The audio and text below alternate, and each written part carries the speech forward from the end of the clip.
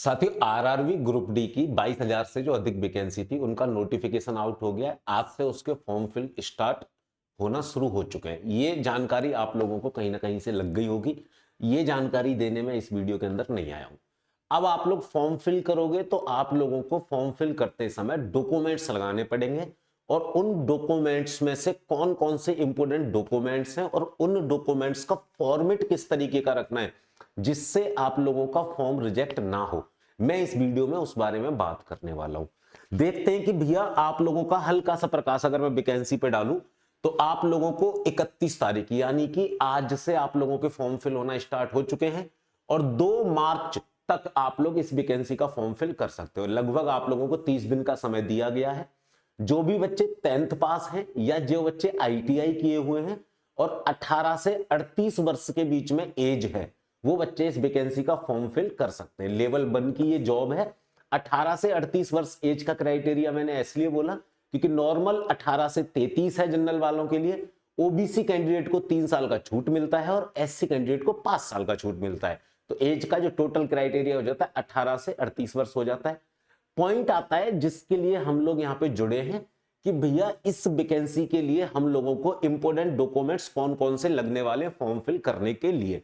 एक चीज ध्यान रखना, डॉक्यूमेंट्स के साथ में उनका जो फॉर्मेट है वो फॉर्मेट भी गलत नहीं होना चाहिए। सारी बात करूंगा मैं, फॉर्मेट की बात पे बार बार क्यों आ रहा हूं उस पे भी आऊंगा। सबसे पहले हम लोग चलते हैं कि भैया आप लोगों का ये जो वैकेंसी है 10th पास वैकेंसी है, तो आप लोगों के पास में आपका 10th की मार्कशीट होनी चाहिए और 10th का सर्टिफिकेट होना चाहिए। दोनों चीजें आप लोगों के पास में होनी चाहिए। इसमें एक चीज मेंशन करना चाहूंगा, जब आरआरबी का शॉर्ट नोटिस आया था उसी समय पर आरआरबी ने क्लियर कर दिया था कि 10th की मार्कशीट के अंदर जो डिटेल है वही सेम डिटेल आप लोगों की आधार कार्ड के अंदर होनी चाहिए। डेट ऑफ बर्थ, नाम, पापा का नाम, वो सारी चीजें। अगर वो दोनों सिमिलर नहीं है तो आप वैकेंसी का फॉर्म फिल नहीं कर सकते। तो आधार कार्ड में अगर कुछ 10th की मार्कशीट से अलग है तो आधार कार्ड को चेंज कराना, मार्कशीट को चेंज मत कराना, क्योंकि मार्कशीट को चेंज कराने में टाइम लगेगा, आधार कार्ड जल्दी से चेंज हो जाएगा। ठीक है ना। दूसरी बात, अब आईटीआई का सर्टिफिकेट लगाएंगे। अगर आप लोग आईटीआई वहां पे दिखा रहे हैं तो आप लोग आईटीआई का सर्टिफिकेट भी वहां पे लगाएंगे। ये 2 चीजें हैं जो मेन क्वालिफिकेशन वाली चीजें हैं। अब आप लोग फॉर्म फिल करने जाओगे, जब फॉर्म फिल करोगे तो फोटोग्राफ को आपको बहुत अच्छे तरीके से लगाना है। एक चीज ध्यान रखना, और फोटोग्राफ ज्यादा पुराना नहीं होना चाहिए, रीसेंट फोटोग्राफ आप लोगों का होना चाहिए।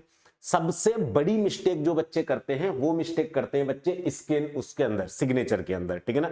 सिग्नेचर के अंदर बच्चे मिस्टेक क्या करते हैं कि भैया वो जो सिग्नेचर करते हैं वो कर देते हैं कई बार ब्लॉक लेटर में या वो हिंदी में नाम लिख देते हैं। मेरे भाई, रनिंग लेटर में आप लोगों को सिग्नेचर करना है, ये चीज ध्यान रखिएगा। बिल्कुल रनिंग लेटर में आप लोगों को सिग्नेचर करना है।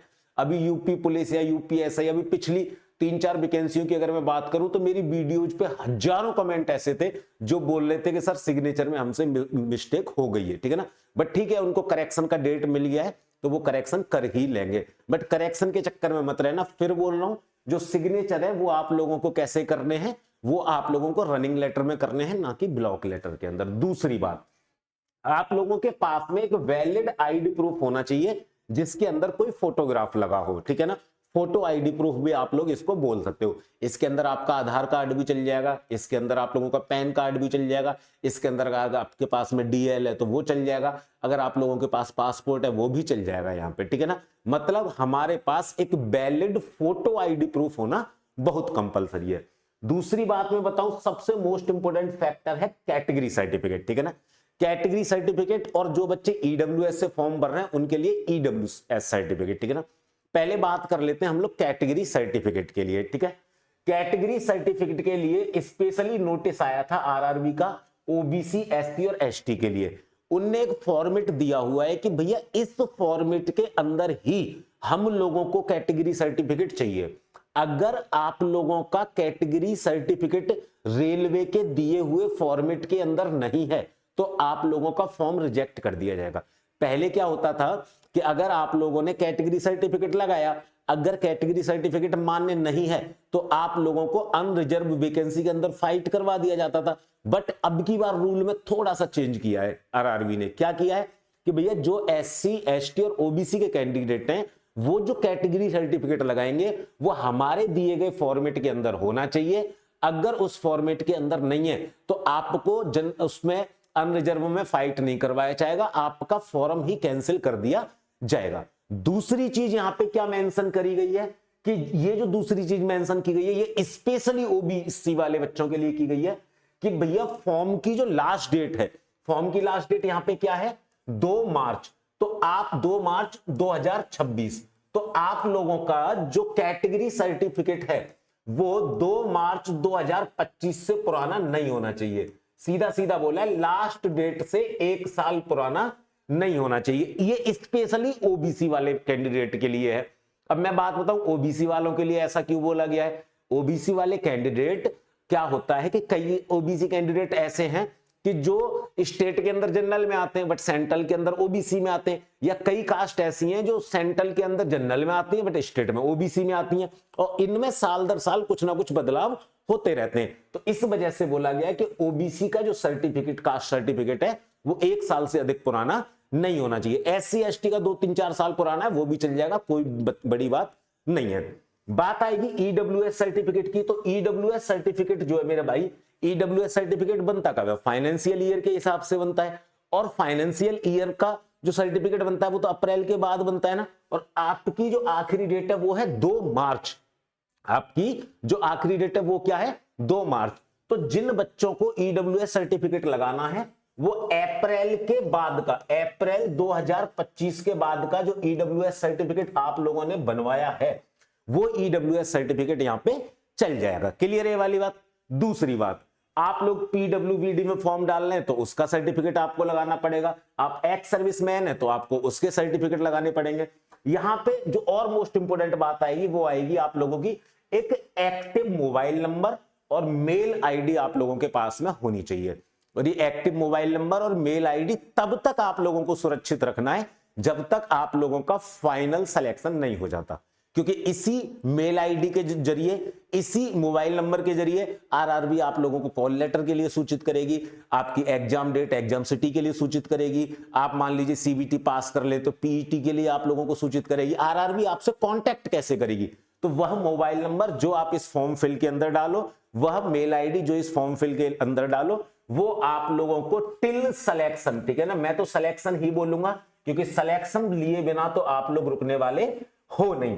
तो टिल सिलेक्शन आप लोगों को ये वाले जो मोबाइल नंबर हैं और जो आपकी मेल आईडी है ये आप लोगों को संभाल के रखनी पड़ेगी टिल सिलेक्शन तक। उसके बाद आप चाहो तो चेंज कर लेना, क्योंकि आरआरबी इसी मेल आईडी के और इसी नंबर के थ्रू आप लोगों से संपर्क करने वाली। अब टिल सिलेक्शन बोला है तो सिलेक्शन करवाने की गारंटी भी मेरे को लेनी पड़ेगी, और सिलेक्शन करवाने की गारंटी जब हमको लेनी पड़ेगी तो एग्जाम विधि आरआरबी ग्रुप डी के लिए एक बैच लॉन्च किया है, गारंटी बैच।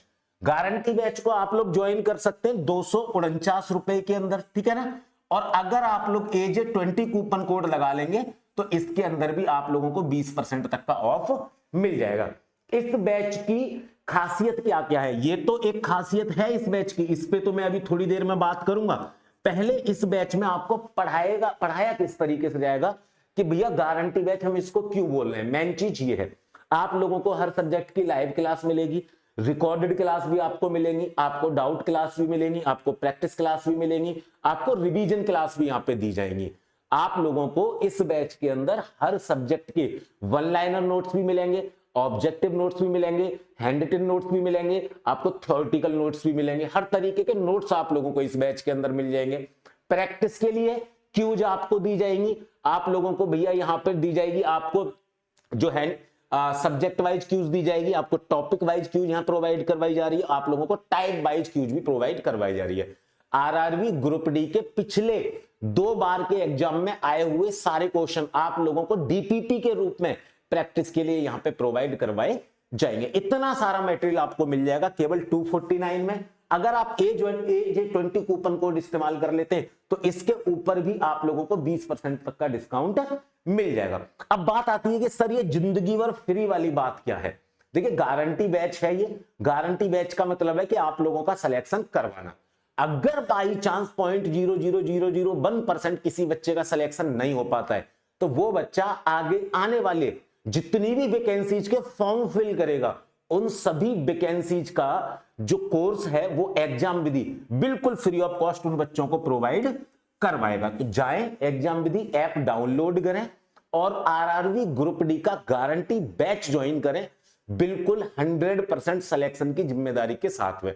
और जाते जाते एक बात और बोलूंगा कि जो भी दिक्कत आए आपको आरआरबी ग्रुप डी का फॉर्म फिल करते समय, आप मेरे को किसी भी वीडियो में आके कमेंट करिएगा, मैं उस समस्या के समाधान के साथ आप लोगों को वीडियो प्रोवाइड करवा दूंगा। दूसरा, इस चैनल को सब्सक्राइब जरूर कर लेना, क्योंकि उन आने वाली वीडियोज के नोटिफिकेशन आप लोगों तक तभी पहुंच पाएंगे जब आप लोग इस चैनल के सब्सक्राइबर होंगे। मैं उसी अगली वीडियो में आप लोगों को मिलूंगा, तब तक के लिए जय हिंद, जय भारत।